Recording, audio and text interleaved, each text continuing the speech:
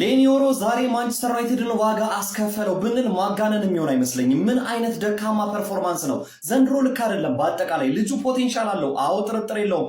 አምናም ራሱ አይተነዋል። በጣም ድንቅ ተከላካይ ሊሆን እንደሚችል ትልቅ ፖቴንሻል እንዳለው አሳምነዋል። ዛሬ ግን ለሮጀርስ 2 ጎሎች መገኘት በቀጥታ ተጠያቂው ሌኒዮሮ ነው። ለማንኛውም ግን ሩበን አሞሪምን በዛሬ ጨዋታ ላይ ላደንቀው ፈልጋለሁ። ለመሰላችሁ ኦልሞስት ግማሽ ቡድኑ በሌለበት ጨዋታ ላይ አስቡት። እንቁጠራቸው እስቲ። አማድ፣ ብራያን ምቤሞ፣ ማቲያስ ዴሊት፣ ማጓየር እንደዚሁም ካዚሜሮ። ከዛ ደግሞ ጨዋታው ሊጀምር ሲል ኮቢ ሜኑም እንደተጎዳ ሰማን። በጨዋታው መካከል ደግሞ ብሩኖ ፈርናንዴዝም የመጀመሪያውን አጋማሽ አከናውኖ ተጎድቶ ወጣ። በዚህ ሁላ ችግር ውስጥ እንግዲህ ዛሬ አስቶን ቪላ ምርጥ ነበር ማለት አይቻልም። ውጤቱ ጭራሽ ነው የማይገልጸው ቪላን። ዩናይትድ ከዚህ የተሻለ ጎሎችን አስቆጥሮ መውጣት ነበረበት። ያገኘውን እድሎች በአግባቡ አልተጠቀሙም። በተለይ ቤንጃሚን ሼሽኮ በመጀመሪያው አጋማሽ ከአንድም 2 ኳስ አምክኗል። ሰከንድ ሃፍ ማቲያስ ኩኛ ኦልሞስት ያለቀለት ንጹህ እድል በቴስታ ስቷል። በጣም ብዙ እድሎችን ዩናይትድ አምክኗል እንጂ ይህን ጨዋታ በእንደዚህ አይነት ሁኔታ መሆኑ ማሸነፍ ይችል ነበር። ዛሬ አሰልጣኝ ሩበን አሞሪም አስደናቂ ታክቲካል ፐርፎርማንስን ያሳየን፣ ነገር ግን በሌኒዮሮ የግል ስህተቶችና የተከላካይ ዋጋ መክፈሎች እንግዲህ ዩናይትድ ነጥብ ጥሎ ወጥቷል ወይም ተሸንፏል ማለት ይቻላል። ለማንኛውም ዩናይትድ በ17ኛው ሳምንት የእንግሊዝ ፕሪሚየር ሊግ በአስቶን ቪላ ሜዳ 2-1 ተሸንፎ ለመውጣት ተገዷል። ትልቁ በጣም መጥፎ ዜና ብሩኖ ፈርናንዴዝ ጉዳት አስተናግዷል። የሃምስትሪንግ ጉዳት ይመስላል። ምን ያህል ሳምንት ከሜዳ ሊርቅ እንደሚችል ከጨዋታ በኋላ ምን ሰማው ይሆናል።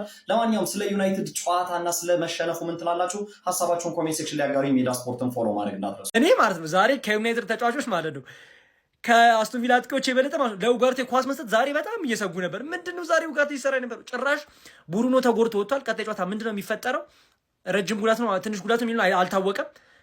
አስቶን ቪላ ማሸነፉ እንዳይገርምህ በፍጹም። እኛንም አርሰናልንም ዩናይትድን በሜዳው ይለጠለጠው። ይሄ ምንም አዲስ ነገር አይደለም። ጭራሽ በዚህ ማለቁ አንድ ነገር ነው፣ ዩናይትድ ከተጫዋች ጉድለት አንጻር ማለት ነው።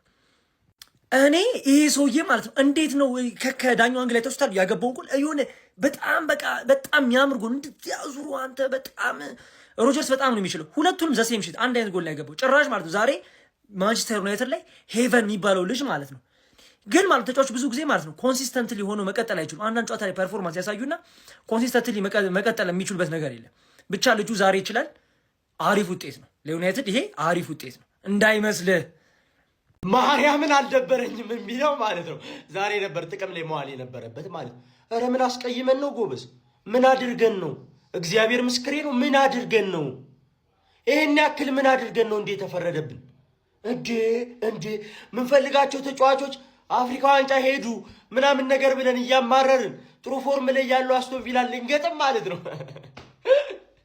ያለ ካሲሜሮ፣ ያለ አማድ፣ ያለ ብራያን ምቤሞ ኢቭን ቤንች ማለት ነው ያለ ኮቢ ማይኖ፣ ያለ ብሩኖ ማለት ብሩኖን አስወጥተህ ማርቲኔዝን ነው የምትጠቀመው። የለም ከዛ ፍሌቸር፣ ከዛ የሆኑ ህፃናትን ምናምን ነው የምትጠቀመው ማለት ነው።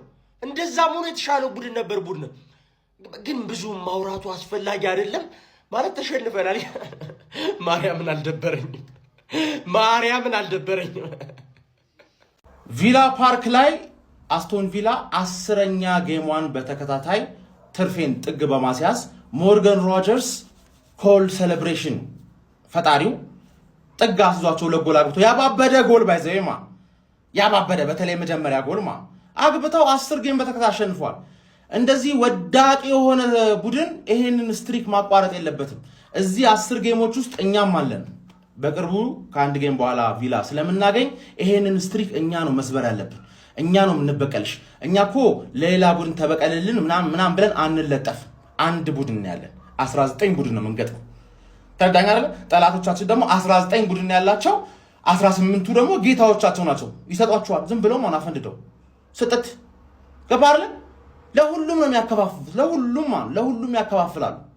ገባ አይደል? 3 ነጥብ የሚያስፈልገው ካንተ የበለጠ የምታሽቃብጥለት ቡድን ነው። ለምን እኔ ላይ እንዲደርስብኛ ገባሽ አይደል? እኔ ላይ እንዲደርስብኝ ቡድንን አሳልፈ ትሰጣለህ ነው የምልህ። እኔ ግን ክብር ያለኝ ነኝ። ገባ? ለጠላቴ አልቋጥርም። አንተ ቪላ እንድታሸንፈው ነጥብ እንዳስጠለ ምቴን ትበላለህ። ቪላን ራሴ ነው ማስጥለው፣ ራሴን ነው ማስከብረው። እና ከሊቬ ጋር ደግሞ ልትለያዩ ነው ማለት ነው። ሙያቡዬ ምናምን አይ ቲንክ ፋዘር ቀደመ መሰለኝ። ትክክል ነው። በእድሜ የሚበልጥ ሰው መቅደም አለበት። ልክ ነው ነው የምልህ። ገባችሁ አይደል? 2-1 ነበረ ስኮሩ። አሁንም 2-1 ነው። ትናንት 2-1፣ ዛሬ 2-1። ለውጡ ግን ተገለበጠ። ዱቄት ያንስ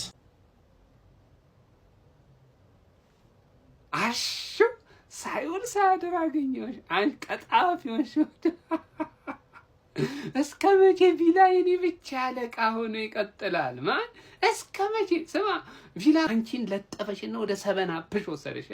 እዛው ሰበናብሽን ጎንጨት እያልሽ ደግሞ አሁን እዛ አካባቢ ፈታ አበይ። ዛሬ ግን ጥሩ ነበርሽ። እውነት ሐቁን አልክድም። ጥሩ ነበራችሁ ግን ተለጠፋችኋል። ጥሩ መሆን ብቻ ምንም ዋጋ የለውም። ማን ይወላችሁ ዓለም የምታጨበጨው ላሸነፈው ነው። እንዴትም አሸነፈው ጨዋታውን ብቻ ግን 3 ነጥብ ይዞ ለመጣ ዓለም ታሽቃበጣለች፣ ታጨበጭባለች። እኔም ከነሱ ግን ምን ላድርግ? ምን ላድርግ? ዋናው ነገር ለጠፍሽ አታጨብጭቢ ተርፌ ትላንትና ሁለተኛ ላይ መጣ ሚዜ ሆነ አልሽ። እኔ በ2 ሰዓት ውስጥ ልዩነት ውስጥ ማለት ነው መጥቻ አንደኝነቴን ተረከብኩኝ፣ ተቀበልኩኝ፣ ቁጭ አልኩኝ፣ ተደላደልኩኝ አይደል? አንቺስ መቀመጫሽን ሳታበጭ ይኸው ቂጥቂጥሽን የመጣው እየገረፈ ይኸው ወደ ታች ያንሸራትሻል። አሁን ሰበናፕል ትንሽ ረጋ ለማለት ሞክር ይዘው ጋር። ቀጣይ ደግሞ ምን እንደምትሆኝ ፈጣሪ ነው የሚያውቀው። ሰበናፕልሽ መጥተሽ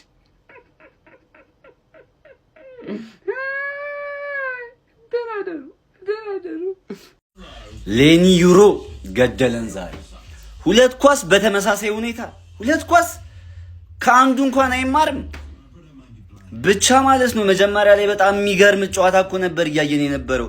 ልክ ከብሩኖ ጉዳት በኋላ ግን 0 አሁን እኮ ተውትሽ፣ ዛሬውን ተጎዳ። ኔክስት ጌሞች ከነገ ወዲያ እኮ ነው ቀጣይ ጌም እንጫወተው። ምንም እድለኛ አለን ምንም ማለት ነው ምንም። የቀና ቢታጣ ይመለመላል ጎባጣ። እንኳን ጎባጣ ጠፋ ቆማጣ። በምን ይልቁ ሁለት እግሬና ቆለጤ ብቻ ነው ተሁደው፣ ሁሉም ተሁርቷል። እንዳታዙ በነገራችን 3 ነጥብ ጦሳችንን ይዞ ይሄድ። ድሮ በእግር ኳስ ከኔ ጋር ችግር አለበት። አንድ ቀን የምፈልገው ነገር ሆነ አቅም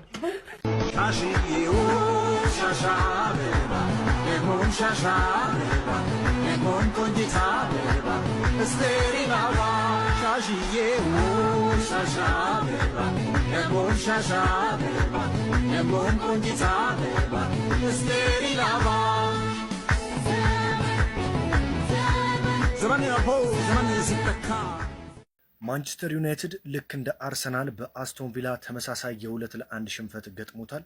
አስቶን ቪላ ግን ጋይስ ዘንድሮ ምን ይሻለዋል? እጅግ አስደናቂ ዓመት እያሳለፉ የሚገኙት የኡናይ ኤምሬዎቹ አስቶን ቪላዎች እንግዲህ ዘንድሮ ማንቸስተር ዩናይትድን፣ አርሰናልን እንደዚሁ ማንቸስተር ሲቲን የመሳሰሉ ቡድኖችን እንግዲህ ማሸነፍ ችሏል። ዛሬ በተለይ እንግዲህ የአስቶን ቪላው ተጫዋች ሞርጋን ሮጀርስ 2 እጅግ አስደናቂ ግቦችን በማስቆጠር እንግዲህ አስቶን ቪላ ሙሉ 3 ነጥብ ይዞ እንዲወጣ ረድቷል ማለት ነው። ለማንቸስተር ዩናይትድ ብቸኛዋን ግብ ደግሞ ማቴዎስ ኩኛ ከመረብ ማገናኘት ችሏል። ማንቸስተር ዩናይትድ እንግዲህ በርካታ ተጫዋቾቹን በጉዳትና በአፍሪካ ዋንጫ ምክንያት ማጣቱ ይታወሳል ማለት ነው።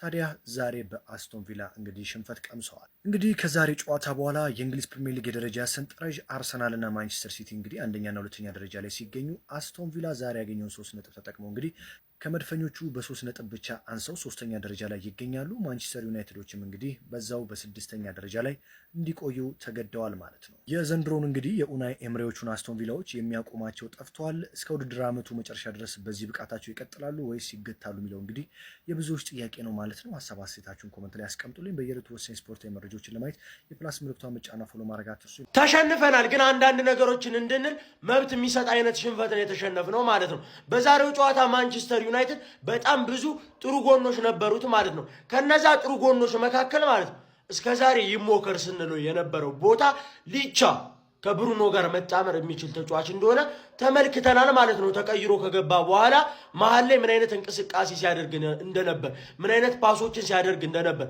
ምን አይነት ኳሶችን ሲያቋርጥ እንደነበር ማለት ነው። ያው ጥሩ ጎን ያልኳችሁ ኖዶርጉን ምናምን ረስቼ ሳይሆን ወሳኝ የምንለው ቦታ ላይ ግን እንዳንጨነቅ የሆነ ፍንጭ ሰጥቶናል ማለት ነው። ለማንኛውም ያራዳ ልጆች ያን ያክል እንዳትበሳጩ። ያው ነቆራ ምናምን ካለ እስክሮል እንደኔ እንዳታዩዋቸው። እኔ ዛሬ አላያቸው፣ ምክንያቱም ኳሱን ሳይሆን ምናምን መጥተው የሚዘበዝቡት ስለሚበዙ ማለት ነው። ቼክ ሳታደርጓቸው ላሽ ትላላችሁ ማለት ነው።